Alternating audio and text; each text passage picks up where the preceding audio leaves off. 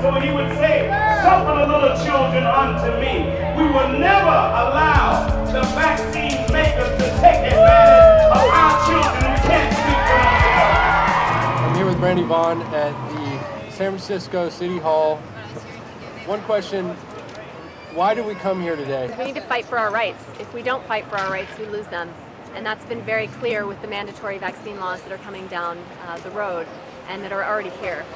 And we need to get out there, we need to pound the pavement, we need to get out on the streets, and we need to let pharma know and let the CDC know that we're not going to stand for false information, we're not going to stand for lies, and we've had enough. We need truth, we need transparency, and we need people to understand the real risks of vaccines. It's all about the money. It comes down to the money angle. Pharma makes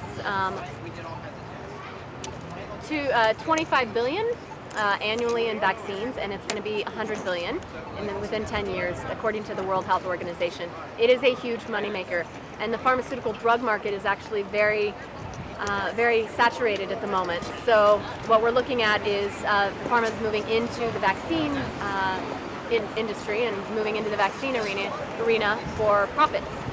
And that's what we have today, and that's why they're mandating them. In fact, I think there are many, many more mandated medical procedures coming down the line, but vaccines are easy to start with because everybody's been convinced that they've saved the world, and they saved us, and that they're safe and effective, and none of that is actually true. The idea that vaccines saved us is one of the best mass marketing myths ever produced in our country, actually. And a lot of the diseases declined before vaccines were introduced. If you do the historical research, even on the CDC, it says that it was chlorinated water that really got rid of infectious disease in our country, not vaccines. Pharma is the one pushing that idea because they have a lot of money to make.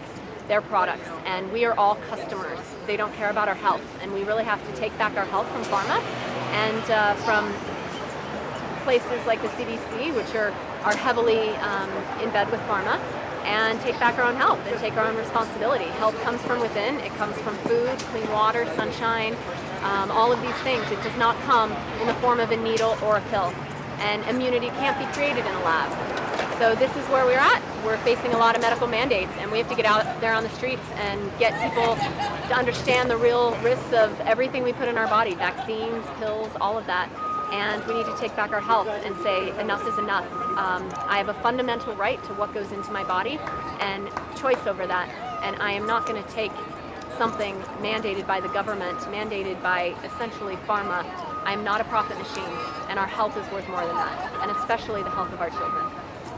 So outside of going after these people with lawsuits and stuff like that, how do we win this fight against this industry that's billions of dollars a year just in one drug? So we win it by getting this information out there, because we are not in a good position with lawsuits or bills or initiatives right now until we get people, the public, and that includes lawmakers and judges and lawyers and teachers and doctors, to understand the real risk, because pharma has been very, very good at covering it up.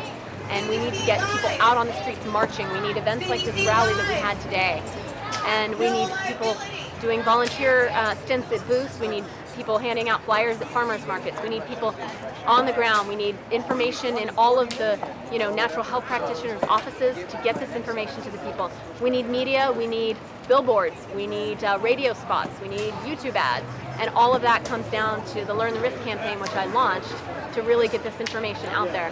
And if we do that, we can probably turn the tide of public mindset, and we can start pushing back against these laws, and we can start with lawsuits. Until we get awareness on our side, we have a tough battle ahead, but we can do it. We're seeing a big push because of the money, and it's the right time. California passed the SB 277, and that was just a drop in the bucket for what's coming, and it was a good precedent.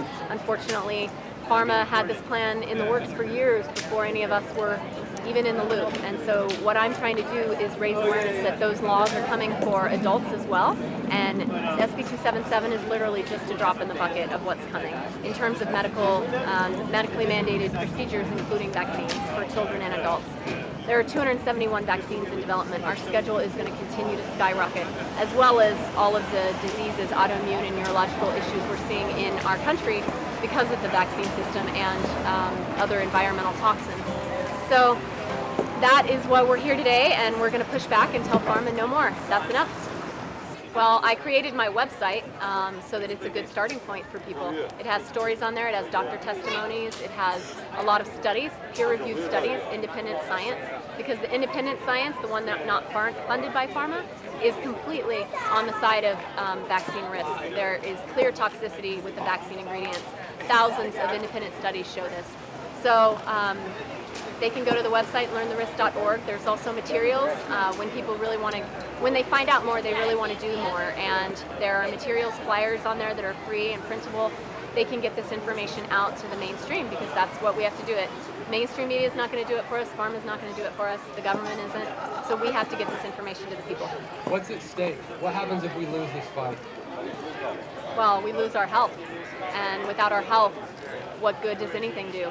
We won't be happy. We won't, I mean, what good are property rights if we don't have the right to what goes into our body? And, so everything is riding on this.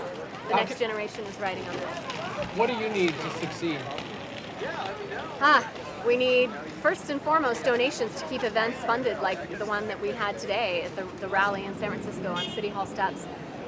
We have booths in lots of different natural health events. We need funding for that, for materials, for donations for billboards so that we can get hundreds of thousands of views per month with billboards and get this information out there. One of the things that they used to tell us in pharma was it takes 8 to 10 times for someone to hear something that goes against their already ingrained mindset for them to open their mind. We need to get this information out there so that we reach those 8 to 10 times. Right now we're in the beginning, first, second, third times, and we really need to get this information out there. So through the media as well. So donations, we need people, we need volunteers. Grassroots efforts, we need people volunteering for the events and for booths. We need people handing out flyers on the street and at farmers markets. We need doctors, chiropractors, and naturopaths to put information in their offices. We need people to get flyers on every billboard at Trader Joe's, Whole Foods, all of these community places, libraries, coffee shops, community centers. We need this information everywhere so that it's no longer an option to ignore the truth. Thank you, Brandy. Thank you so much. I want to go.